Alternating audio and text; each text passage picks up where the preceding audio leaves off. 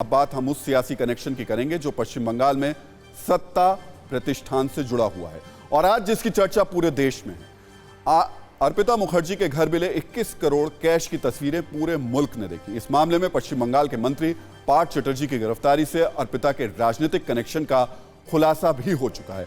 आज हम आपको अर्पिता के घर मिली उस सीक्रेट डायरी की जानकारी बताने वाले हैं जो रिश्वत के मकड़जाल का खुलासा करेगी। इस डायरी में हर वो राज दर्ज है जिसकी जांच एजेंसियां तलाश करें।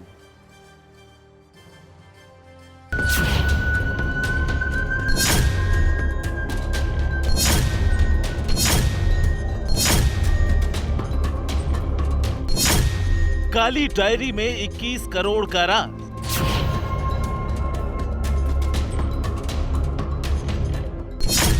क्या है काली डायरी का सफेद सच?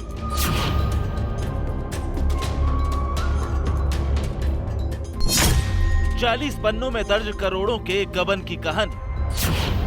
किसान ने उगाई फसल की कीमत तय करेगा किसान। किसान खुद अपना मालिक बनना चाहिए। फ्रीडम ऐप डाउनलोड कीजिए और खुद अपना मालिक बने।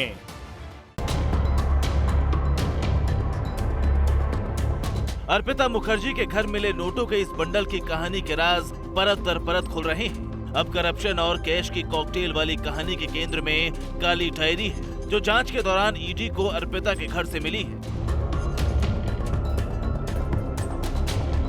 कहा जा रहा है काली डायरी के 40 पन्नों में पैसे के लेन देन की पूरी डिटेल दर्ज है।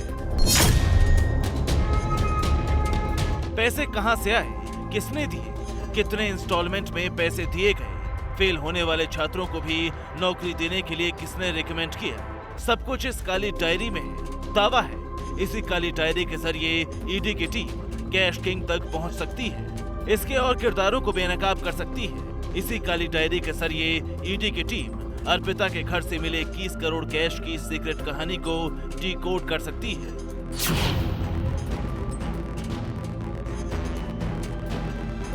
अब तक के खुलासे में जो सीक्रेट सामने आया है, आज हम इस काली डायरी के जरिए डिकोड करने वाले हैं।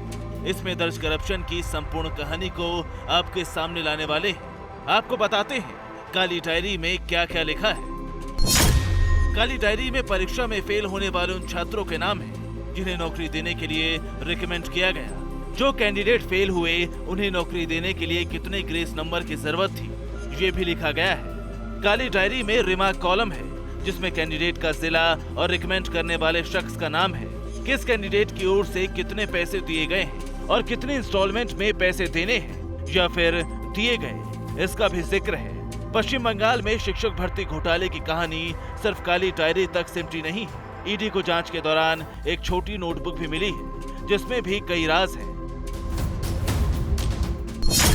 नोटबुक में डिस्ट्रिक्ट वाइज कोटे का जिक्र है। ये लिखा गया है कि सभी पैसे कैश में लिए जाएंगे। पैसे एनवेलप में दिए गए हैं जिस पर कैंडिडेट और एजेंट का नाम है। सूत्रों की माने तो पैसे छापेमारी से करीब 1 महीने पहले डायमंड सिटी में भेजे गए थे। डायमंड सिटी दक्षिण कोलकाता का वही पॉश इलाका है जहां अर्पिता मुखर्जी रहती थी। फिलहाल अर्पिता मुखर्जी और पार्थ चटर्जी दोनों 3 अगस्त तक ईडी की कस्टडी में हैं।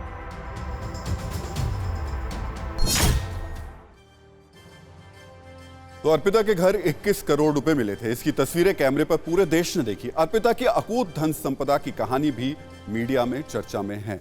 अर्पिता की लग्जरी लाइफस्टाइल हमेशा पश्चिम बंगाल में चर्चा में रही है, लेकिन आज हम अर्पिता के साथ ही उनकी मां का जिक्र भी यहां करेंगे। आपको जानकर अचरज होगा कि जो अर्पिता खुद लग्जरी लाइफस्टाइल मेंटेन करती थी, उनकी मां एक जर्जर मकान में रहती हैं। टीवी 9 भारतवर्ष आज कैमरे पर आपको अर्पिता की मां का बयान सुना रहा है। आप अर्पिता की मां हैं? अच्छा, अर्पिता के घर से 21 करोड़ रुपए बरामद हुआ, आपको पता चला?